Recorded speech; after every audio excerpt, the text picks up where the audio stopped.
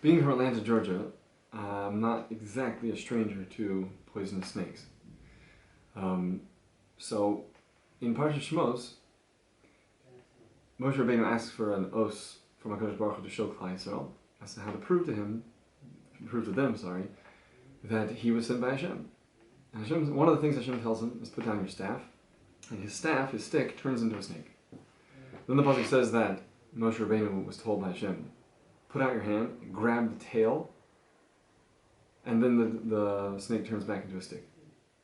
So, a small question, which is, I have a neighbor, and he was once walking in the forest somewhere in Georgia, and he managed to step on a copperhead, which, although if you get to the hospital you won't die, it can kill you. But he stepped on this copperhead, and he managed to grab it by the head and by the tail. So that way it couldn't, turn again. So now he's stuck holding a copperhead, so what do you do now? So he took the copperhead, and he stretched it out, and with all his strength, he's a pretty strong guy, took it and threw it in one direction, all at once, so that it would just get gone quick. Mid-air, as he let go, the copperhead, as it was flying away from him, still managed to turn around his head and bite his thumb, and keep going at the same time. So the copperhead got both the best worlds. It got away and it got to bite him. So the point is that grabbing a snake by the tail is not exactly advisable if you need to catch a snake, because it will bite you.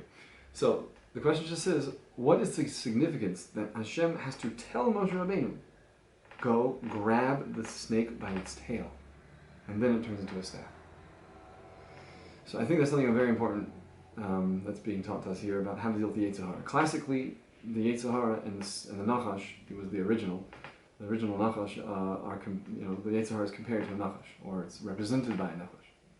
So what happened is, I believe, at least one lesson we can learn from this, Moshe Rabbeinu was being shown how to deal with the Yetzer Hara. When you have a venomous snake in front of you, do you grab its head? Do you go for the gold and grab its head?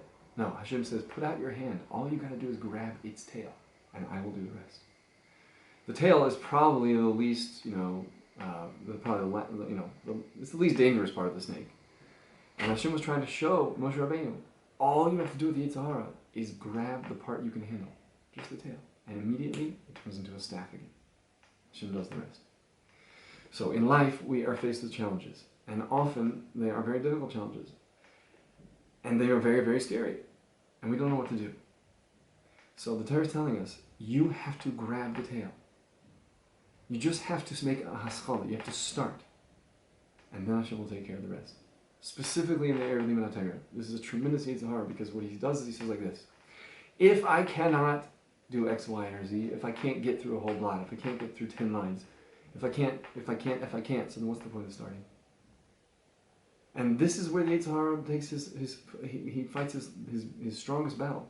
Because he knows if you'll just start, you'll succeed. And if you succeed, that feels good. And then you'll keep succeeding. So he's only a venomous snake at the beginning. If you'll learn one line, if you'll learn one Mishnah, and you'll know it, and you'll be able to say, I've succeeded, I know it. I can repeat it Baal Peh. I have it in my pocket. One line of Gemara, one Mishnah. So then you've succeeded, and that tastes good. That's sweet. So he wants to stop you. That's when he looks like a nachash. But if you'll just grab his tail, the smallest little thing, make a haskalah, start, and Hashem will take care of the rest.